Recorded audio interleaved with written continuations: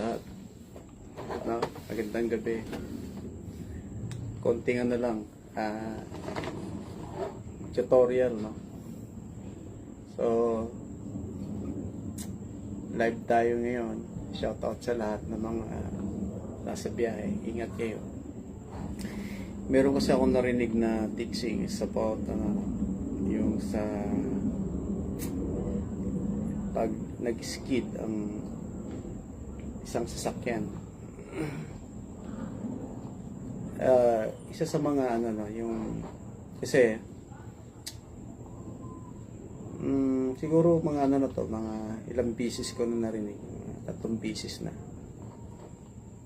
Pagka ang usapan kasi is about articulated vehicle at saka light vehicle, meron mga magkaiba yung application ng driving technique, lalo na pagdating sa mga pag sumabog yung gulong or biglang dumulas yung sasakyan. Hindi pwedeng i-apply yung sa light vehicle dito sa heavy vehicle, no? Ganun din, yung galing dito, apply mo dito, hindi rin open. So, kung ang audience po pagdating sa mga defensive driving seminar ay mix, no? Merong mga dapat yung explanation dalawa. Sa light vehicle, o tatlo. Sa light vehicle, street track, at saka yung articulated vehicle. Kasi ang nung narinig ko yung conclusion niya, kasi pagka pagka kayo nagda-drive, ang sabi niya, pagka dumulas yung kotse pa ganun, no? Kadigin mo lang ng kanan, wag mong kontrahin, kasi pag kinontra mo yan, roll over ka. So ang inaano doon, mas gusto pa natin na gumanon lang yung sasakyan, no? Kasi pag yan halimbawa dumulas yung kotse mo, gumanon siya, pag kinontra mo, babalik ka dyan. Pag pumaling yung puwet papunta doon sa kaliwa at kinaliwa mo rin yung monobela, magkukontrahan siya, kaya magro-roll over yan, no? Yung sasakyan. So yun yung isa sa mga tinuturo na pag pumunta sa kaliwa yung puwitan, huwag mong kontrahin para hindi mag-roll over. Kanan mo lang para umikot lang yung sasakyan na gano'n. Pero gano'n pa man, hindi naman natin kailangan dumating pa sa punto na yun, dahil pinag-aaralan naman natin yung about defensive driving. Ngayon, nagulat lang ako nung narinig ko yun. Kasi kung ito halimbawa,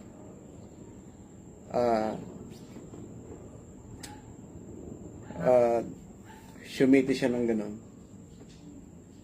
tapos kinabig mo yung monobela papunta rito sa kanan para so ang mangyayari, gaganon yan, di ba? So ang gusto kong marinig dito sa mga ganitong sitwasyon, ano yung technique pag nag-attempt na mag-7 yung ating pong trailer, no? Kumanon siya. Yun ang gusto kong marinig sa mga explanation pagdating sa mga defensive driving seminar, pagdating sa articulated vehicle. Kasi magkaiba ho ang concept. Kung street track naman, example, kung street track to, pagka gumanon yung sasakyan mo, di ba? So wala ka nang no choice ka na dyan, kasi tatakbo na siya pag gano'n, di ba? So ang maganda dyan, ang isa sa mga technique, yung pag-slow down, at saka yung pag-control talaga ng manubela para wag mag-roll over yung isang sasakyan. Siyempre, yung speed limit na tinatawag. Pero, na ano lang ko doon, kasi, ang tinuturuan kung mga trailer driver, hindi na-explain ng maayos kung paano ang dapat gawin. Example ito, kung trailer, gumanon yung puwitan, kasi wala nga itong lalo pagka empty, no? Meron tong sariling direction, lalo pagka nag-deceleration ka. Pag nag-minor ka, yung traktor mo mayroong control para doon sa pagbagal. Pero ito wala, tuloy-tuloy pa rin. Kaya maghahanap ito ng lugar na pupuntahan. Kaya mapapansin mo, ang daming sumisyete ng mga ng mga trailer. Dahil pag nakita nila, yung trailer nila ay nagbabago ng direksyon. Ang ginagawa ng mga driver, nag-a-apply agad ng preno. Mas mabilis na yan sumite. No? Pagka nag-apply ka ng foot brake, mas mabilis yan na tutulak ng ganyan. So, ang trabaho lang naman talaga ng articulated vehicle ay maghilahan, magtulakan. Hila, tulak. Pero pag nagbago ng direksyon yan, lalo pag empty at nabigla mong apak yung foot brake mo at delay ng kaunti yung trailer mo, yung preno, normal yan. Kasi magaan yung trailer mo, walang laman. So, hahanap ng pupuntahan. So, yun yung nangyayari. Kaya mayroong mga aksidente na nakikita natin talagang nagyayapusan. So, ngayon, gusto ko marinig pagdating sa mga discussion, anong diskarte pag nangyari to? Okay. Sabi rin ng iba, wag gagamit ng trailer brake. So, dahil ang trailer brake daw ginagamit lang sa pagsalpak, pagdugtong, at saka sa pagputol, saka pagtisting. Okay, so may mga pangyayari na minsan aralin natin kung paano natin i-apply yung trailer brake, paano gagamitin, at paano papakapitin yung gulong mo sa trailer kung kailan mo kailangan. Like example, sa lusong o kaya sa kurbada, palusong, kung nararamdaman mo na mayroong jerking, pag nag-apply ka ng trailer, ng foot brake mo, mayroong konting jerking yung trailer mo. So, ibig sabihin, may delay ang trailer mo. Hindi siya nakakasabay sa pagpreno mo sa tractor. Okay? So, be wise. No? Normal naman yan na hindi naman talaga tinuturo na laging gamitin, ha. Magkaiba kasi yung gamitin mo yung trailer brake, laging gamitin, magkaiba. Kiss to kiss pieces po yan. No? Yun yung gusto kong may paliwanag kung kailan mo gagamitin. Alam mo na delay, pag lumiliko yung truck mo, late yung trailer brake mo, late yung trailer mo pag nag-foot brake ka, may tulak, di ba? Dapat konting advance mo, pakapitin mo ng konti muna kasi mag-a-apply ka rin lang naman ng preno, di ba? Kaysa naman pag-apak mo ng foot brake mo, biglang napiktusan yan, di ba? Kasi nag-apak ka rito, nagpreno na siya. Mas mabilis na magsisiyete yan kung ito ay tutulak pa sa traktor mo na naka-preno ka. Okay. Kahit sabihin natin mayroong anti-braking system o EBS na tinatawag mo.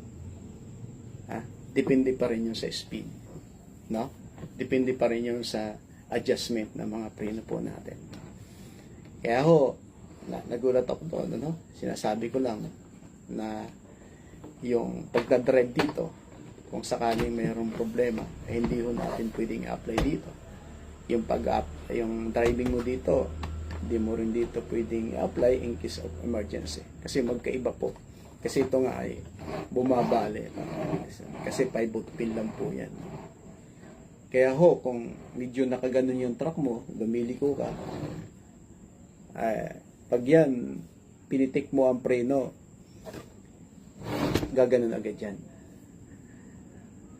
Pag kunikwento namin, minsan, sinasabi ng iba, hindi nangyayari. Kung gusto nyo subukan, wala namang problema. At mangyayari lang naman to pag mabilis ang takbo mo.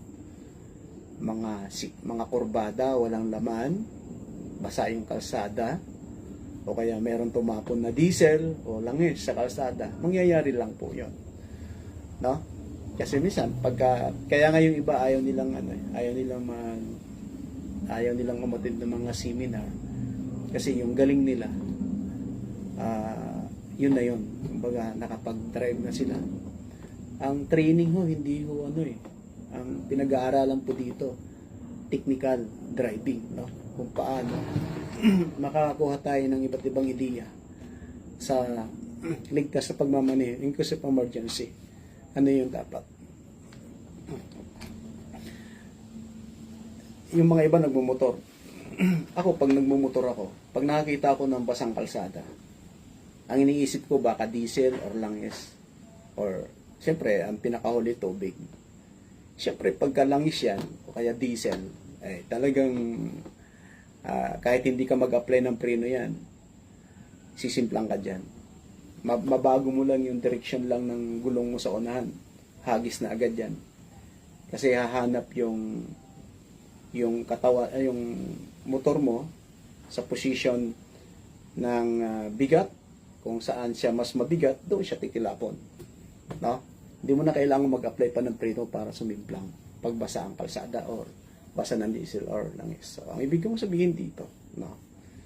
Yung road safety awareness po natin, apply po natin. Kailan nangyayaring aksidente? Kung mayroong mga overspeeding, kaya yung mga hindi tamang adjustment ng preno, yung continuous braking, continuous driving,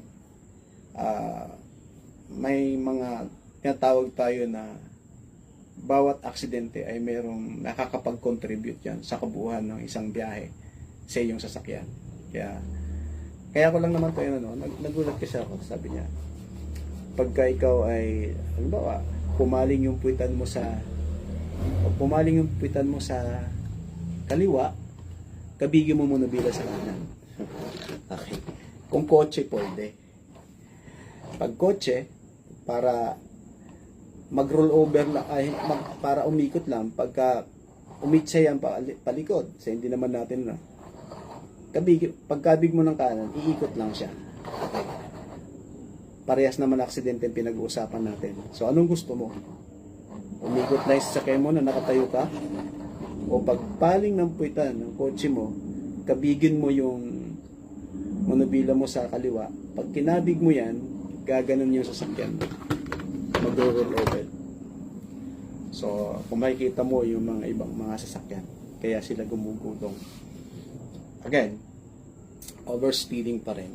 Control pa rin ng speed ang kailangan natin. So, naano lang ako doon kasi sabi ko, pangatlong bisis ko na narinig sa mga may mga nagtuturo. Tapos yung mga audience niya is mga trailer driver. Sabi ko, pag ako driver ng trailer, hindi ko gagawin yun kasi alam ko kung ano yung mangyayari, lalong mapapasama. So ngayon, last na lang, pag gumanon po, trailer mo, nakita mo, nag-a-attend yan na mag-7, okay, wala ka pang hindi ka pa nag-aapak ng preno, na gumagano na yung trailer mo kasi medyo tagilid yung kalsada, So, ang gawin mo dyan, dahan-dahanin mo, 1,001, ipitin mo ng konti yung trailer hook mo para kahit pa paano kumapit, saka mo apakan accelerator para unatin niya yun. Okay? So, ngayon, sinasabi ng iba, hindi raw pwedeng gamitin Eh kung hindi mo ginamit, di mo in-apply, nag-pot brake ka lang, nag-Chevy ka, sigurado na yon. Pero kung medyo pinigil mo lang yung pagbilis ng pagpunta doon sa baba o kaya paglapit dahil ang intention mo naman dalawa, okay? Mag-apply ka ng trailer brake ng konti para lang medyo bumagal ng konti yung mga gulong mo sa trailer, sabay apak ng accelerator para mauna. Saka ka ngayon mag-i-slow down dahil madulas ang kalsada at medyo tagilid para magkaroon ka ng control doon sa gear na ginagamit mo. Depende sa speed na kailangan mo para makontrol mo yung sasakyan mo pag nag-apply ka ng pot brake or trailer brake and pot brake. Combine kasi yan eh. So, hindi ko sinasabi na lagi niyong gamitin. Hindi naman talaga hindi naman talaga tinuturo na laging gamitin ng trailer brake. In case of emergency, pagka nagbabago na yung direction ng trailer mo, no? Pagka nag-pot brake ka, iiktad yung tractor mo, putulan. So, shout out sa inyo lahat. No? Kinurit ko lang kasi parang ngayon, kung meron kayong ideya, can you share? No? Share nyo sa amin. Baka madagdagan din yung alam namin patungkol sa mga technical driving about articulated vehicle. Maraming salamat sa inyo. God bless us all.